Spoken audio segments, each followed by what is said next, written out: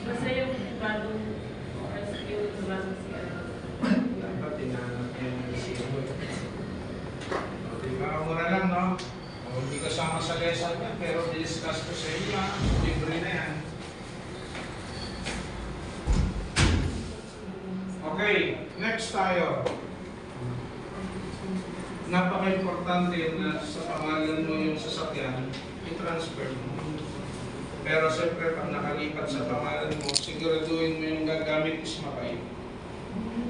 At hindi ba siya itong binabayaran basta-basta. Dahil pag nagamit sa certain violation, daming camera ngayon, di ba? Send sa'yo yung notice of violation. Ha? Okay, dito naman tayo sa registro. Sabi ng section 16, maaaring suspindi ng registro ng sasakyan. Bakit? Pag ito ay unsightly. Di ba pag hinuli tayo, anong hinihingi ng law enforcement officer? Registro at saka yung lisensya. Pag tinignan niya yan, valid yung lisensya, valid ang registro, iikutan niya yung sasakyan mo eh. Pag ipreno mo nga yung likod, yung preno mo, yun ang madalas na nagiging violation, napupundi yung ilaw. Lalo na pag four-wheel siya na bag, dalawa dapat yung ilaw. Pag isa lang, defective. Defective brake light, 5,000. Wow. Diba? Sindihan mo nga yung headlight mo. Oh, yung isa po pundi, defective headlight, left, close open parenthesis, 5,000.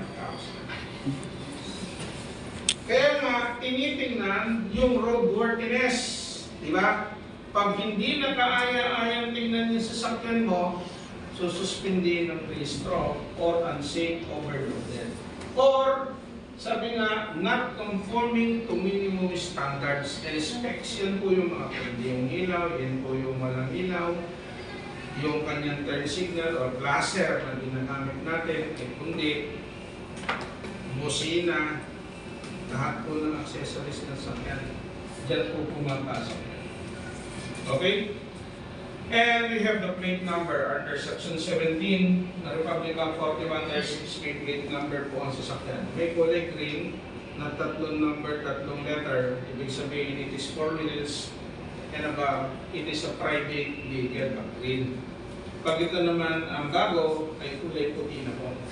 Tapos yung lumang yellow, it is for hire, pampasada. Okay? Ang bago, kulay puti na rin. Okay? Then, ma-identify mo siya pag ito ay pampasada, ang gitna, kahit puti na, is X. Tapos, kung anong region siya, C. Pero puti. Okay? Yung lumang plate number na dalawa, yellow for hire, green private, no? Pero ito ay para sa trailer.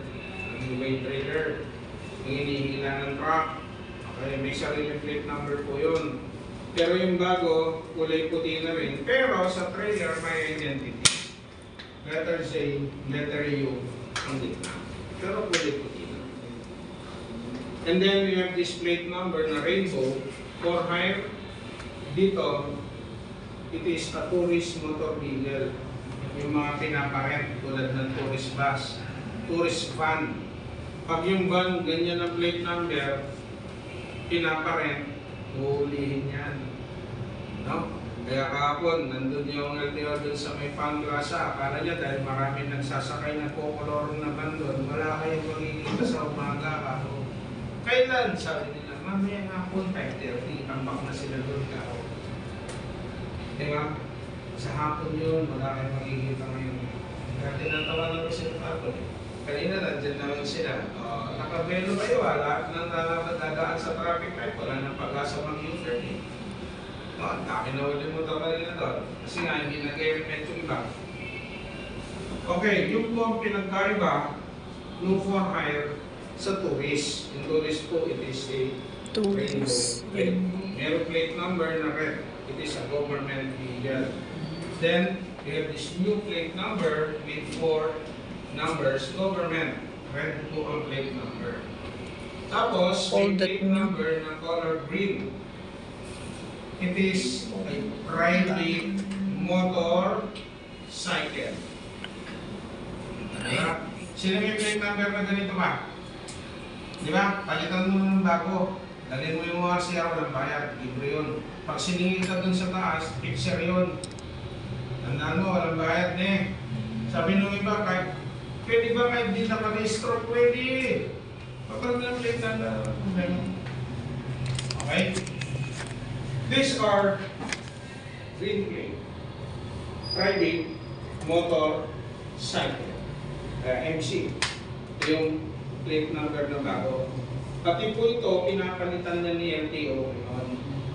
Kaya kung makikita mo, white plate na siya, MC, motorcycle. Ngayon, meron din naman sa government, pero yung government hindi po pinapalitan. Government, ilan lang yan eh. Yung mga plate number para sa mga tricycle yellow, pampasada, kasi nakalagay TC. Yung 2016 TC na rin, ganito. Pero yung bago, nakita na kayong bagong plate? Dami, no? Diba? Yung mga plate number na ito po, pinalitan mo na natin. Libre ko, wala kang babayaran, di ba? Ngayon, meron tayong isang plate number para sa mga diplomatic cars. Wala pong letter yan, numbers na. 4 digits, 5 digits, yung latest ngayon is 7 digit plate number na. It is for the diplomatic cars. Kaya kung makikita nyo, color blue. And tanong, inuuli ka yan. Inuuli ka sila. Ako nga, yung paborito ko, nasa kayo yung boss ulit ako. Nasa yung naman. Ha? Magaling mo sa kayo. Tapos, siguraduhin mo lang, pag pinara mo yan, marunong ka mag-English. Kasi manonosebleed ka dyan. Siyempre, foreigner yun eh, di ba? Pinara ako doon na ganyan, pinainto ko. Hindi nakasiklat eh. Good morning. Yes, good morning. How can I help you? Ano sa akin eh. Sabi ko kaya say, can you show me your license please? For what particular violation? I'm just asking your license. I just want to check your license if you have.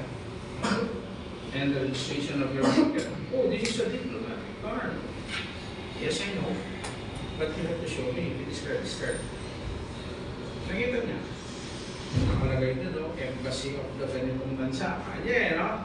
Tapos, yung lisensya. Okay, you have your foreign license, cancel your passport. Oh, you just arrived here. You have 90 days to drive. After the 90 days, you have to comply with the requirements of the country that you are here. So you have to have a Philippine license. Tapos, can I go down? No, you have a violation. For what? You are not wearing seatbelt. Patay ka sa akin ngayon. Oh yeah, sabi niya. I'm sorry, because I just go to that gas station and after that, I remove it. And then I forgot to wear it.